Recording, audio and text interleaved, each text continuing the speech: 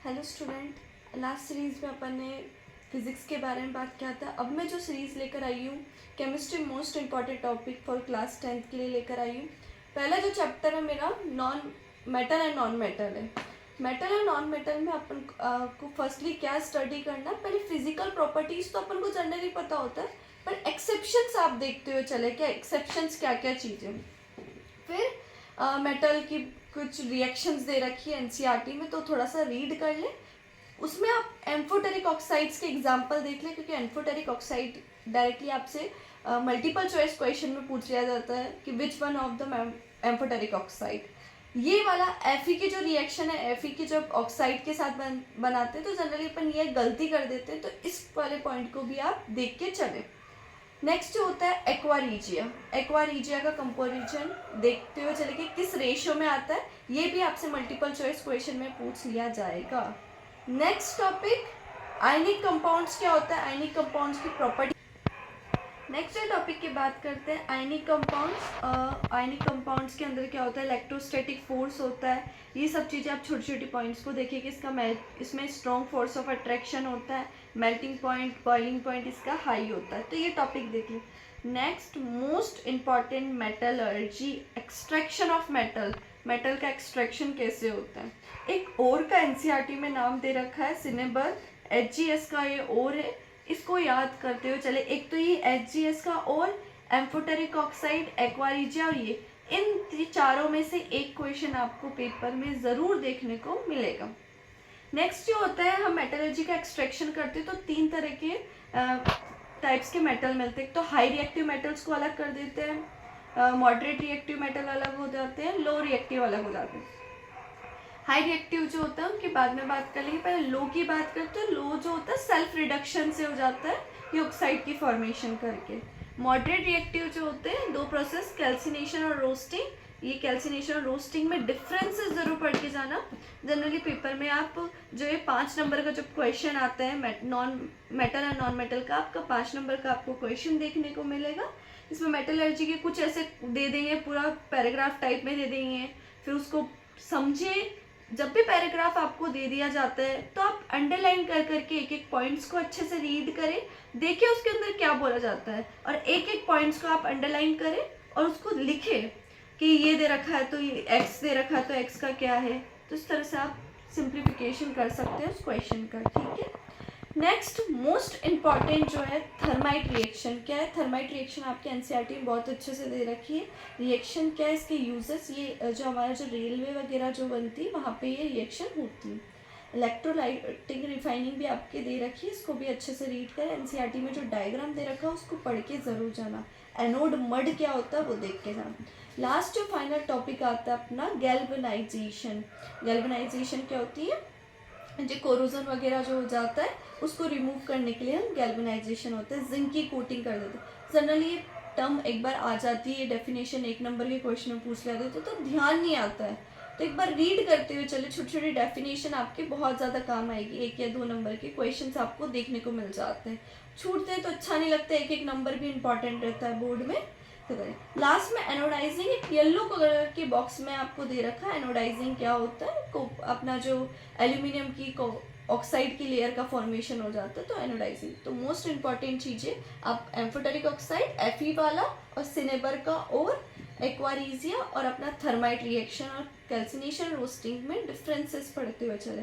Thank you so much, video को देखिए आप, मोस्ट इंपॉर्टेंट टॉपिक्स को जरूर रिवाइज करके जाइए। Thank you so much students. अपन ने लास्ट जो चैप्टर कवर किया था मेटल एंड नॉन मेटल्स के टॉपिक्स देखे थे। अब जो टॉपिक्स देखेंगे अपन कार्बोनेट्स कंपाउंड के देखेंगे। कार्बोनेट्स कंपाउंड में पहले कार्बन की बात करेंगे कि कार्बन जो होता है ना वो 4 इलेक्ट्रॉन गेन कर सकता है, ना 4 इलेक्ट्रॉन को लूज कर सकता है, क्योंकि उसके साइज इश्यू होता है, छोटी साइज का होता है, तो इतना न्यूक्लियस से वो 4 इलेक्ट्रॉन गेन और लूज नहीं कर सकते। नेक्स्ट जो टॉपिक आता है अपना allotropes of carbon. Allotropes of carbon, ये कार्बन की फॉर्म्स को ही अपन एलोट्रॉप्स कहते हैं। ये 3 होते हैं, एक तो ग्रेफाइट होता है, डायमंड होता है, फुलरीन होता है। थोड़ा सा येलो बॉक्स में दे रखा है, इसकी थोड़ी सी रीडिंग करके आप जाएं। नेक्स्ट जो टॉपिक आता है इलेक्ट्रॉन डॉट स्ट्रक्चर, कैसे शेयरिंग करते हैं। 8 इलेक्ट्रॉन्स का पूरा अपन शेयर ग्रुप बना देते हैं, ऑक्टेट कंप्लीट करते हैं। नेक्स्ट जो टॉपिक अपना आएगा डिफरेंस बिटवीन सैचुरेटेड और अनसैचुरेटेड। सैचुरेटेड हाइड्रोकार्बन क्या होते हैं, जो सिंगल बॉन्डेड होते हैं। अनसैचुरेटेड में हमारा डबल बॉन्ड और ट्रिपल बॉन्ड आ जाता है। डबल बॉन्ड क्या होता है, अल्कीन होता है और ये अल्काइन होता है। ये दो चीज़ अपन के देख ले। एक येलो बॉक्स में यहाँ पर भी ब्लू फ्लेम और येलो फ्लेम का कॉन्सेप्ट दे रखा है, आप उसको भी रिवाइज करके जाए। फंक्शन ग्रुप्स की बात करते हैं तो तीन ये फंक्शन ग्रुप तो थोड़ा सा कंफ्यूजन क्रिएट करते हैं। कार्बोक्सिलिक एसिड का क्या अपना होता है, कीटोन का क्या होता है, एल्डिहाइड का क्या होता है। तो इनके स्ट्रक्चर एक बार देख के जाए, कई बार क्वेश्चन में पूछ लिया जाता है, नाम दे दिया जाता है, प्रोपेनॉल का आप स्ट्रक्चर बनाओ या प्रोपेनोइक एसिड का स्ट्रक्चर, ब्यूटेनोइक एसिड का। तो आपको फंक्शन ग्रुप याद होने चाहिए ताकि आप प्रॉपर तरीके से स्ट्रक्चर का फॉर्मेशन कर सकें। बेंजीन का स्ट्रक्चर आप ज़रूर याद रखें। एक नंबर का क्वेश्चन यहाँ से पुटअप हो सकता है कि कौन सी साइक्लिंग रिंग होती है, या फॉर्मूला दे देते हैं, इसका फॉर्मूला होता है C6H6 होता है, तो ये पूछ लिया जाता है। होमोलोगस सीरीज क्या होती है, ये भी अच्छा टॉपिक है, यहाँ से भी क्वेश्चन क्रिएट हो सकते हैं कि होमोलोगस सीरीज क्या होती है। Homologous series same functional group अपन लेते हैं और उसमें CH2 का डिफरेंस होता है। नेक्स्ट आइसोमेरिज्म क्या होता है, आइसोमर्स क्या होते हैं, यहाँ से भी क्वेश्चन आ सकते हैं, बट रेयर है, आप कुछ होमोलोगस सीरीज ही पढ़ लो, सफिशिएंट है। नेक्स्ट जो रिएक्शन अपना जो आता है ऑक्सीडेशन रिएक्शन। ऑक्सीडेशन रिएक्शन में रिएजेंट याद होना चाहिए अपन को। अल्कलाइन KMnO4 होता है, उसको हीट करते हैं, या एसिडिफाइड K2Cr2O7 भी ले सकते हैं। एडिशन रिएक्शन का दूसरा जो नाम होता है हाइड्रोजिनेशन रिएक्शन। हाइड्रोजिनेशन रिएक्शन अपना ये अपना याद रखें, ठीक है।